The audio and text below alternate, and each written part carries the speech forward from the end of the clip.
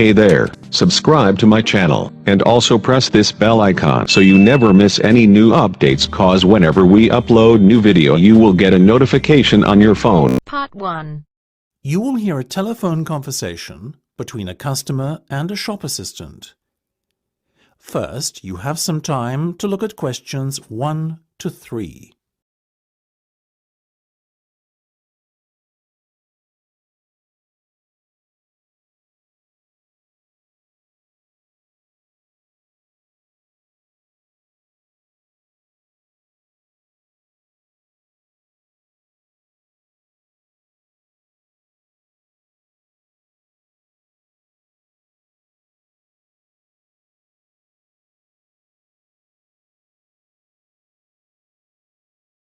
Listen carefully and answer questions 1 to 3. Good morning, Jenny's Suit Rental. Jenny speaking. How may I be of service? Hi there. My name is Max Jones. That's Jones. And I'm looking to rent a suit out for a special occasion. Certainly, Max. We charge a set fee for our services. You can either choose from our designer range and pay £50 to rent your suit out, or choose from our standard range at a cost of £25. So, what will it be? Oh, the first option, please, Jenny. £25, did you say? Unfortunately not. The designer range is twice that price. Oh, in that case, I'll take the second option. Standard, was that it? That's right. Now, before we go any further, may I ask how you intend to pay? Do you accept checks? Yes, but only in exceptional circumstances. We prefer cash or credit card. Well, as I haven't got one, does this count as those circumstances? Yes, that'll be fine. Make it payable to Jenny's Suit Rental. Will do. Before listening to the rest of the conversation, you have some time to look at questions 4 to 10.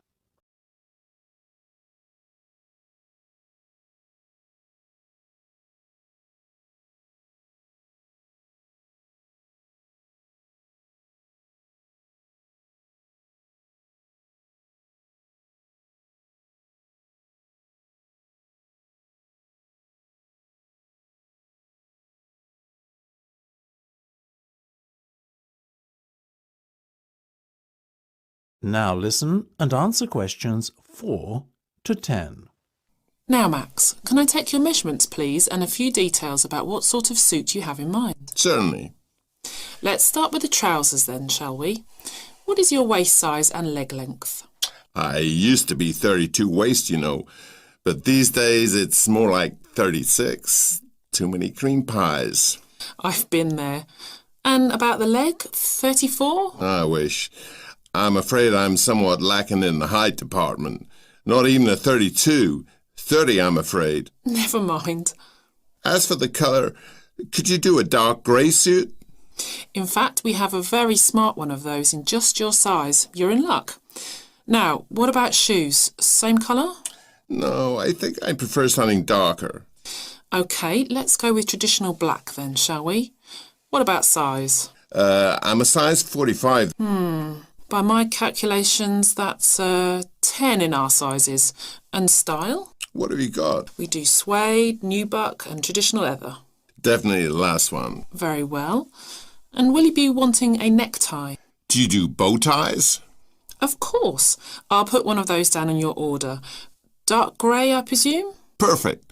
To match the suit. I think I fancy a light blue shirt, by the way. Might I recommend a green? Green would go very well with the suit you are renting. Light or dark? I'd say dark. Dark it is then. My neck size is 17 and a half. Hard to believe that a little over a year ago I could fit into a 15, isn't it? Those cream pies again, right? You got it. Now, what about your suit jacket? Same colour as the trousers, obviously, but what size? Medium should be fine. You sure? Yeah. And have you got any of those 3-button ones? I'm afraid not. The 1 and 2 button suit jackets are far more popular at the moment. In fact, the 1 button is all the rage. Let's have that one then. No problem. Now. That is the end of part 1. You now have half a minute to check your answers.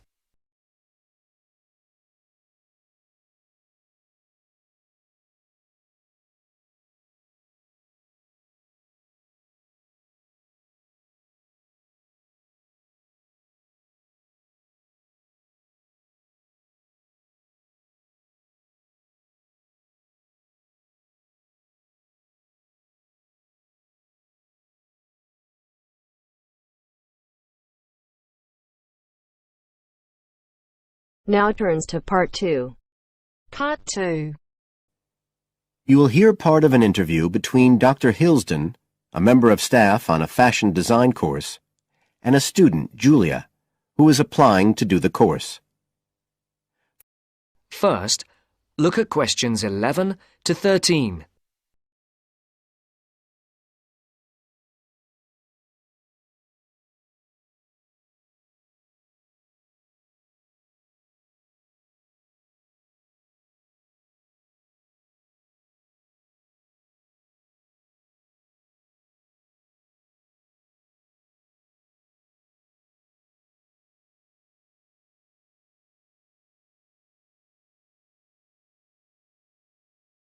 Right, Julia.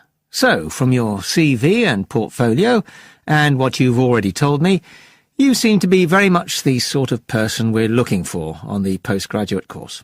So tell me, you finished your fashion design course in London 4 years ago. Did you think of carrying straight on and doing a higher degree at the time? Yes, but there were financial pressures. So I ended up working in the retail industry, as you can see from my CV. And actually it was a very useful experience. In what way? Well, I was lucky to get the job with Fashion Now. They're a big store. And one of my priorities was to get as much experience as possible in different areas. So that was good because I had the chance to work in lots of different departments. And having direct contact with the customers meant I was able to see how they reacted to innovation, to new fashion ideas. Because with Fashion Now, a designer might show something in New York or Milan, and there'll be something similar in the shop within weeks. So that was probably the most useful thing for me. Right. And so what's made you decide to do a postgraduate course now? Well, while I enjoyed working at Fashion Now, and I learned a lot there, I felt, well, the way forward would have been to develop my managerial skills, rather than my skills in fashion design, and I'm not sure that's what I want to do. Yes. When I was doing my degree in London, I'd been interested in women's wear, but I know that there's been a lot of work done in areas like new fabric construction. And though I'm not intending to go too deeply into the technology, I'd be very interested in looking at how new fabrics could be used in children's wear. So I'd like the chance to pursue that line. Yes, good. And are you at all concerned about what it's going to be like coming back into an academic context after being away from it for several years? No, I'm looking forward to it. But I'm basically more interested in the application than the theory. Or at least that's what I've found so far, and I'm hoping the course will give me the contacts and skills I need eventually to set up my own enterprise. I'm particularly interested by the overseas links that the department has.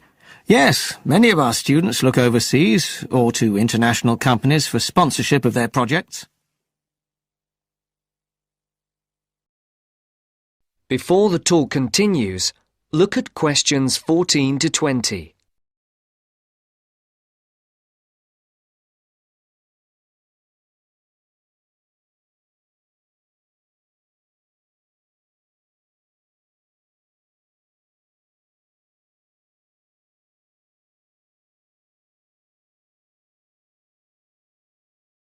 As you listen to the second part of the talk, answer the questions.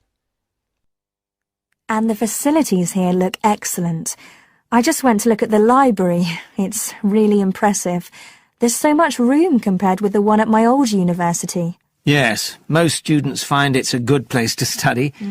And there are link-ups to other universities, of course, and all the usual electronic sources. The staff run an information skills program, which we recommend all postgraduates do in the first week or two. Design students find these special collections particularly useful. Yes. Then we have a separate computer centre, which has its own academic coordinator, Tim Spender. He's got a background in art design, and the ethos of the centre is that it's a studio for innovation and creativity, rather than a computer laboratory. Oh, right. I liked the study spaces where students can sit and discuss work together. Very useful for joint projects. We always had to do that sort of thing in the cafeteria when I was an undergraduate. And I read in the brochure that there's a separate resource for photography. Yes, it's called Photomedia. It's not just for photography, but things like digital imaging and new media. It's a resource for all our students, not just fashion design. And we encourage students to work there, producing work that crosses disciplinary boundaries. It's well used. In fact, it's doubled in size since it was set up 3 years ago. And we also have an offshoot from that, which is called time-based media. This is for students who want to develop their ideas in the area of the moving image or sound. That's in a new building that was specially built for it just last year. But there are plans to expand it, as the present facilities are overstretched already. Right. Now, is there anything you'd like to ask about the course itself? I know it's a combination of taught modules and a specialist project, but how does assessment fit in? Well, as you'd expect on a course of this nature, it's an ongoing process. The degree course has 4 stages, and there are what we call progress reviews at the end of each of the first 3. Then the final assessment is based on your project. You have to produce a report which is a critical reflection on your work. And is there some sort of fashion show? There's an exhibition. The projects aren't all focused on clothes as such. Some are more experimental, so that seems more appropriate. We ask representatives of fashion companies along, and it's usually well attended. Right. And another thing I wanted to ask. That is the end of part 2. You now have half a minute to check your answers.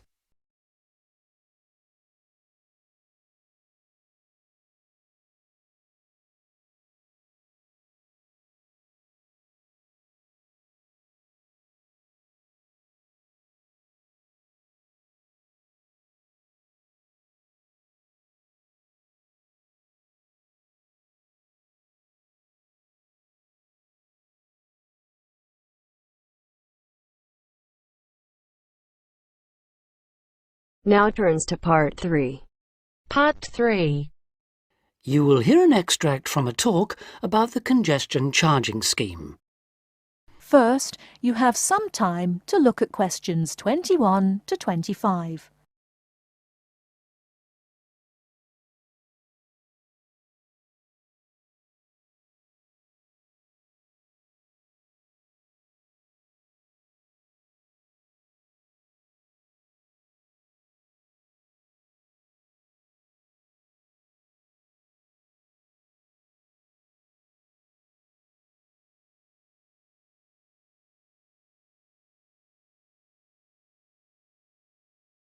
Now, listen carefully and answer questions 21 to 25.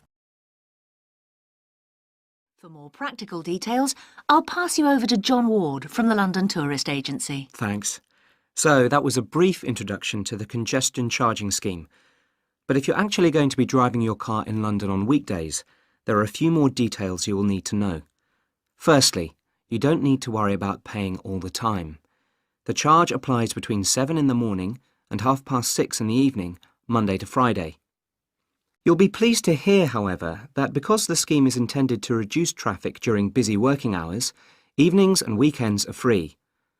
If you enter the zone during the charging times, you'll be eligible to pay the standard charge of £8, which you can pay until 10 o'clock on that day. After 10 o'clock, this charge rises to £10. But be warned, if you fail to pay before midnight, you will have to pay an automatic penalty charge. In other words, there's no escape. Let's move on to paying. The charge, as I've said, is £8 a day, and the authorities have set up a number of systems to make it easy for you to pay, or rather to ensure that nobody has a good excuse for not paying. So, using your credit card, you can pay by phone, by text message, or on the internet.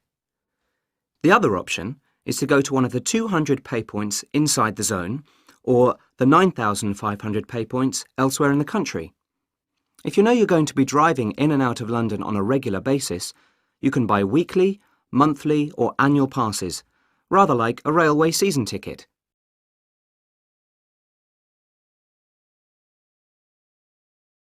Before you hear the rest of the talk, you have some time to look at questions 26 to 30.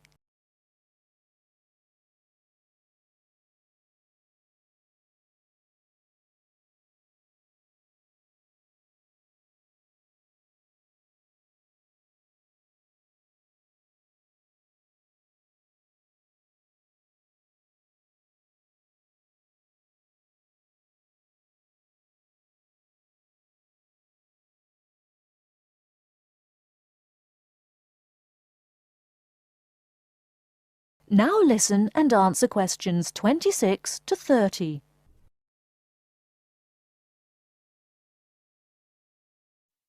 OK, on to the area itself. The congestion charging zone is everywhere inside London's inner ring road. For those of you not familiar with London's road system, this includes the City of London, that's the main financial district, and the West End, the commercial and entertainment centre. If you're still not sure, there are very clear signs on all roads which indicate when you are entering the area. These are round and have a white letter C on a red background. The scheme is policed by cameras which photograph all cars entering the area and send them to a computer which can recognise all British and European car registration plates. If you pay the £8 charge, you'll find London a little easier to drive round than it was before the charge was introduced. But if it's all too much trouble and you decide to leave your car at home, then you are left with public transport. That's trains, buses, taxis, or the underground. Some of the money from the congestion charging scheme is being used to upgrade public transport, so you should see improvements there. And because of reductions in the number of private vehicles on London's roads brought about by congestion charging, buses and taxis are providing a quicker, more efficient service than they did in the past. OK, I've covered the main details that you need to know. That is the end of part 3. You now have half a minute to check your answers.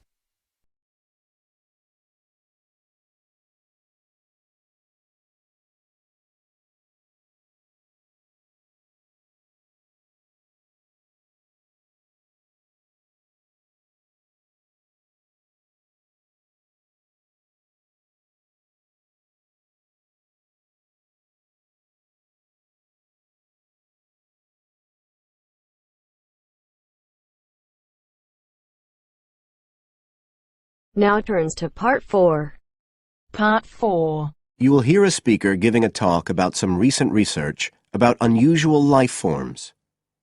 First, you have some time to look at questions 31 to 40.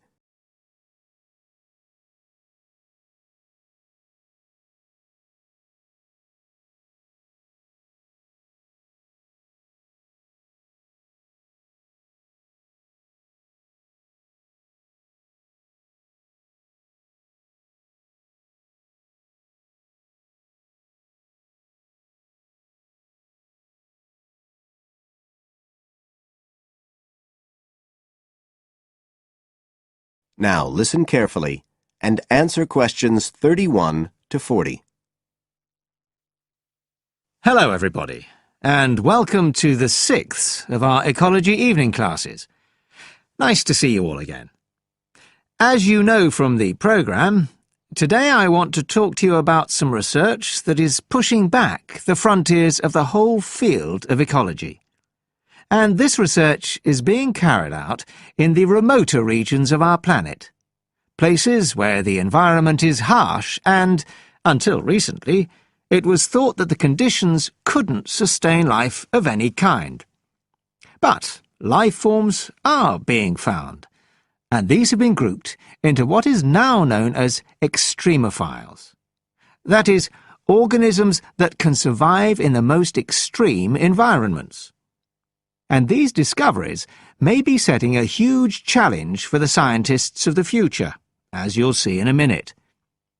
Now, the particular research I want to tell you about was carried out in Antarctica, one of the coldest and driest places on Earth. But a multinational team of researchers from the US, Canada, and New Zealand recently discovered colonies of microbes in the soil there where no one thought it was possible. Interestingly enough, some of the colonies were identified as a type of fungus called Beauveria bassiana, a fungus that lives on insects. But where are the insects in these utterly empty regions of Antarctica?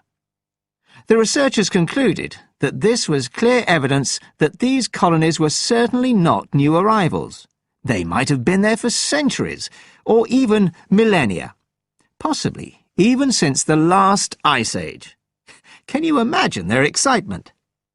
Now, some types of microbes had previously been found living just a few millimetres under the surface of rocks, porous Antarctic rocks. But this was the first time that living colonies had been found surviving, relatively deeply in the soil itself, several centimetres down, in fact.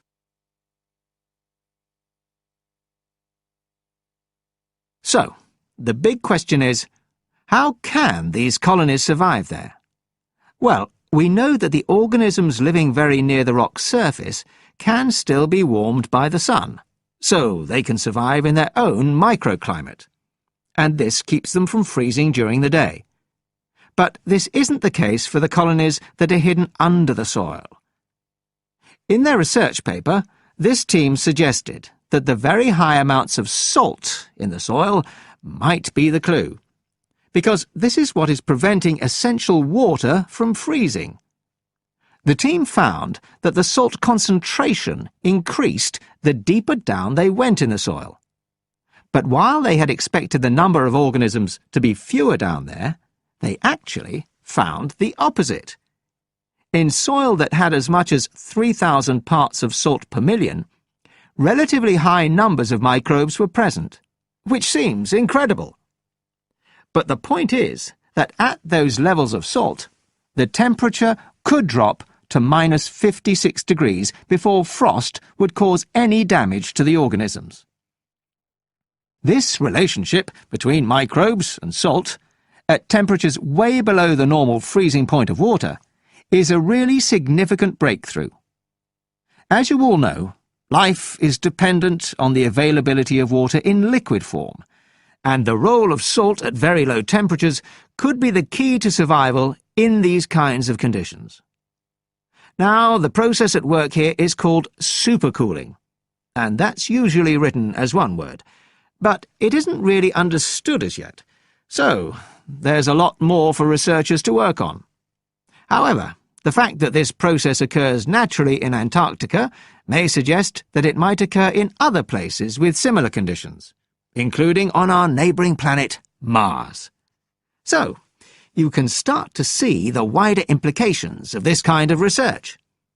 In short, it appears to support the growing belief that extraterrestrial life might be able to survive the dry, cold conditions on other planets after all. Not only does this research produce evidence that life is possible there, it's also informing scientists of the locations where it might be found. So all of this might have great significance for future unmanned space missions. One specialist on Mars confirms the importance of the That is the end of part 4. You now have half a minute to check your answers.